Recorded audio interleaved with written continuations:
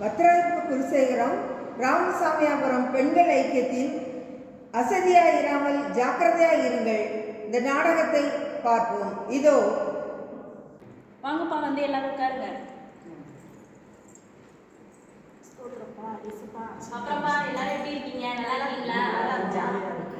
சரி, நம்ம எல்லாம் நல்லபடியாக வந்துட்டு ட்ராவல் பண்ணிட்டு ஒரு சின்ன ப்ரேயர் பண்ணிடுமா? ஆனால் நீ என்னப்பா ஜாலியாக இருக்கிற நேரத்தில் எதுக்குப்பா ப்ரேயர் உள்ள கொண்டு வர? சரி, நாளைக்கு எல்லாரும் ஒரு டூர் போட்டுருவோமா? போவோம், பிளானை போடுவோம். 5 மணிக்கு கன்னியாகுமரி போகிறோம், 6 மணிக்கு சன்ரைஸை பார்க்குறோம், ஈவினிங் எல்லாரும் சுற்றிட்டு திரும்ப வரோம். ஓகே தானே? நம்ம எல்லாருக்கும் ஓகே தானே? ஓகேப்பா. என்னதுப்பா ஓகேன்றீங்க? நாளைக்கு என்ன நாள் தெரியுமா? நாங்கள் பரிசுக்கு போயிருந்தாங்கப்பா. நாளைக்கு ஆலயத்துக்கு போனோம். அங்கே ஜெயசிங் அவருக்கு கூலியர் வராது, நம்ம ப்ரேயர் பண்ணணும். ப்ரேயர் மீட்டிங் அவ்வளோ அழகாக இருக்கும், அவ்வளோ அழகாக நடத்துகிறாங்க.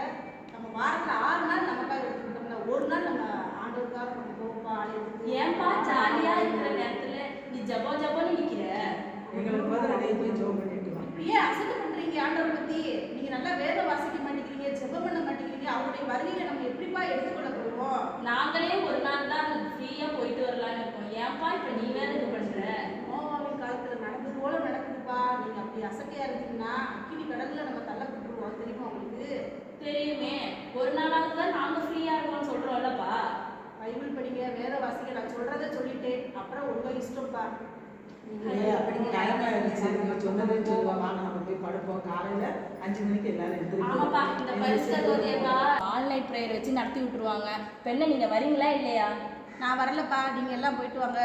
நாளைக்கு சர்ச்சுக்கு போகணும், ஆலயத்துக்கு போகணும். நான் ப்ரேயர் பண்ணணும் நல்லா என்னால் இருக்க முடியாது. மீட்டிங் அட்டன் பண்ணணும். நீங்கள் போயிட்டு வாங்கப்பா. சரி, நமக்கு டைம் ஆயிடுச்சு, நம்ம போய் சீக்கிரம் படுப்போம். காலைல 5 மணிக்கெல்லாம் எந்திரிக்கணும். வாங்க. என்னப்பா இது, தூங்குன நேரத்துல குறையுமா? அப்படி என்னதான் ஏசப்பா கிட்ட பேசுவாங்கன்னே தெரியலப்பா. வாங்கப்பா, நம்ம எல்லாம் தூங்கலாம். நம்ம படுப்போம், சீக்கிரம் எந்திரிக்கணும். ஆமா.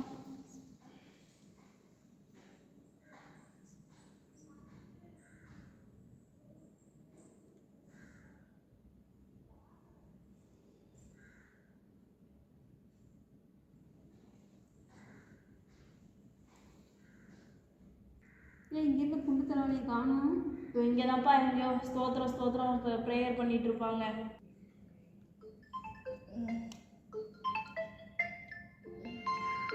ஹலோ,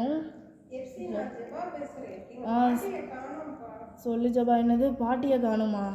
அவங்களே நடக்க முடியாதவங்க, அவங்க எங்கே போயிருப்பாங்கப்பா? பாருப்பா போய் சுற்றி. அட போப்பா, எனக்கு தூக்கம் வருது, நான் அப்புறமா பேசுகிறேன்ப்பா, வைக்கிறேன். மணி 5 ஆச்சு.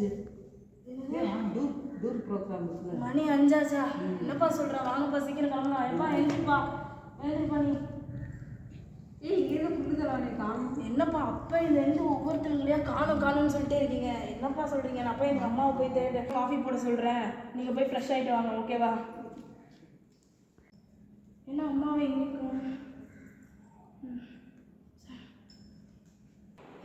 கிளம்பிட்டியா? அக்கா, எங்க அம்மாவையும் அப்பாவையும் காணுங்கா. என்னப்பா சொல்ற? என்னன்னு தெரியலக்கா, காணுங்கா. அவங்க எல்லாரையும் காணம் தேடுறாங்களே, என்னன்னு தெரியலையே. ஆனா கதவெல்லாம் பூட்டிட்டு எப்படி வெளியில போயிருக்காங்க? ஆமாக்கா, நம்ம சர்ச்சு போய் பார்க்கலாம்க்கா. பாஸ்டர் பார்த்தா ஒரு தெளிவு கிடைக்கும்க்கா. வாங்கக்கா.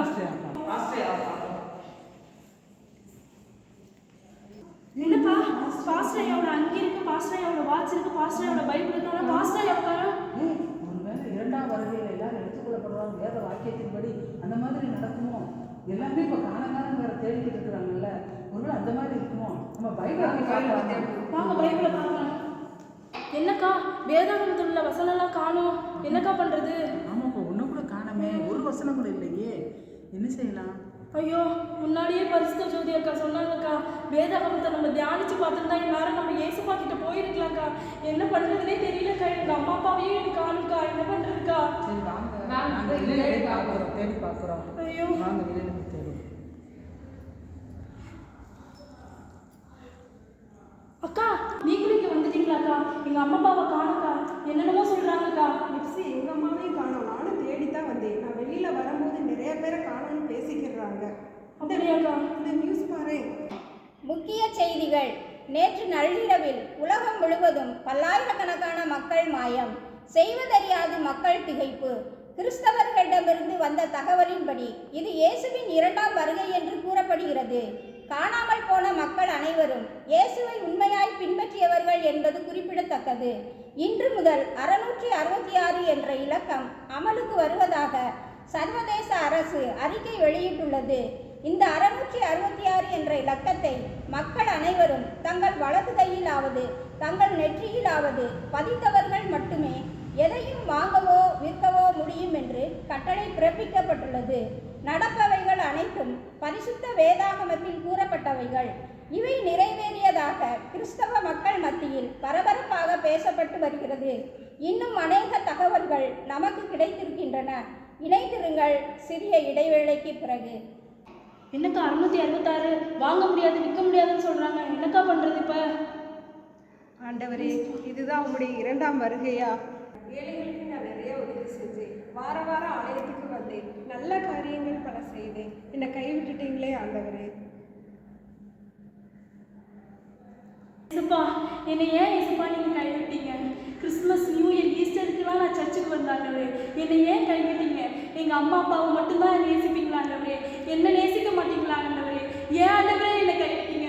ஏசப்பா, ஏன் என்னை கைவிட்டீங்க? எப்சி, ஏம்மா அழற? நீ பேசுறதெல்லாம் நான் கேட்டுக்கிட்டு தான் இருந்தேன். எங்கள் அப்பா அம்மா மட்டும்தான் நேசிக்கிறீங்களா? என்னையும் நேசிக்கலையான்னு கேட்டேன். தேவன் எல்லாரையும் நேசிக்கிறாருமா. உங்கள் அப்பா அம்மா கோயிலுக்கு மட்டும் வரல, வேதத்தை வாசித்தாங்க, அதன்படி நடந்தாங்க, ஆராய்ந்து பார்த்தாங்க. வேதத்தை வாக்கியங்களை ஆராய்ந்து பாருங்கள், நித்திய ஜீவன் உண்டென்று எழுதியிருக்குதுமா. அது மட்டும் இல்லாமல் இரவும் பகலும் வேதத்தை தியானிக்கிற மனுஷன் பாக்கியவான்னு எழுதியிருக்கு. நீ இரவு பகலா வேதத்தை தேடினியா? தேடலை, நீ செல்ஃபோனை மட்டும்தான் ஆமா ஆண்டி, நீங்க சொல்றதெல்லாம் உண்மைதான் ஆண்டி. எங்க அம்மா அனுதினமும் ப்ரேயர் பண்ணு, வேதம் வாசி, ஃபேமிலி ப்ரேயருக்கு வான்னு சொன்னாங்க ஆண்டி. நான் தான் கேட்காம போயிட்டேன் ஆண்டி. 10 நிமிஷமாவது ஏசப்பா கூட பேசுன்னு சொன்னாங்க ஆண்டி. நான் தான் கேட்காம போயிட்டேன் ஆண்டி. என்ன பண்றதுன்னு எனக்கு தெரியல ஆண்டி. எப்சி, இதுவும் வேதத்தில் எழுதியிருக்கிறது. ஒரு சமுத்திரம் தொடங்கி மறு சமுத்திரம் வரைக்கும் வேதத்தை போய் தேடுவாங்க. ஆனால் வேதம் கிடைக்கக்கூடாத காலங்கள் வரும் என்று எழுதியிருக்கிறது. நீ வேதத்தை வாசித்திருந்தேனா உனக்கு தெரிஞ்சிருக்கும். நீ வேதத்தை ஆராய்ந்து பார்க்கணும்.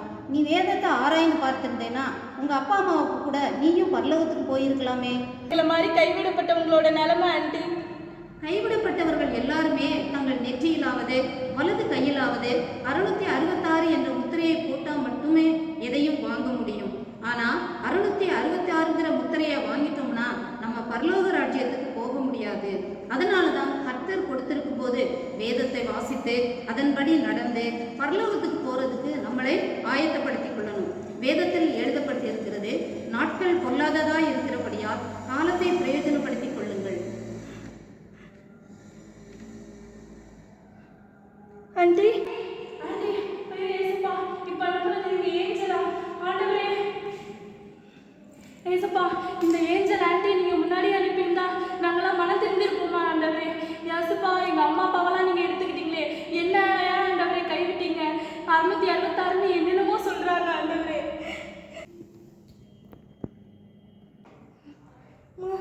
அம்மா, அம்மா, அம்மா, அம்மா, எங்க இருக்கீங்கம்மா? என்ன இருக்கீங்களாம்மா? ஒண்ணுங்கம்மா. சரிம்மா.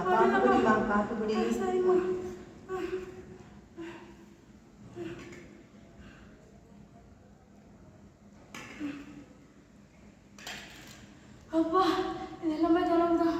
கொஞ்ச நேரம் பைபிள் படிப்போம்.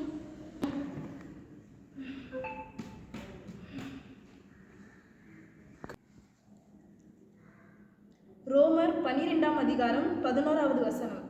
அசதியாயிராமல் ஜாக்கிரதையாயிருங்கள், ஆவியிலே அனலாயிருங்கள், கர்த்தருக்கு ஊழியம் செய்யுங்கள்.